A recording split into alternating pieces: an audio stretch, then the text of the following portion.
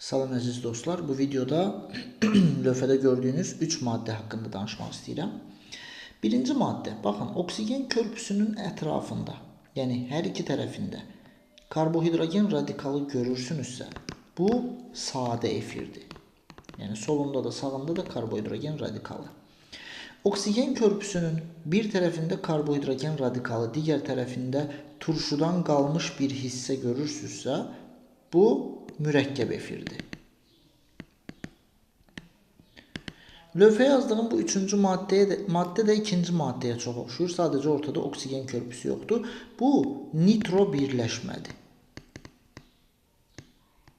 Mürəkkəb efir spirtin turşu ilə reaksiyasından alınır. Nitro birləşmə isə karbohidrogenin turşu ilə reaksiyasından alınır. Məsəl üçün CH4 plus HNO3 bu maddəni bizə verir. Amma CH3OH plus HNO3 isə bizə lövhədə gördüyünüz mürəkkəb efiri verir.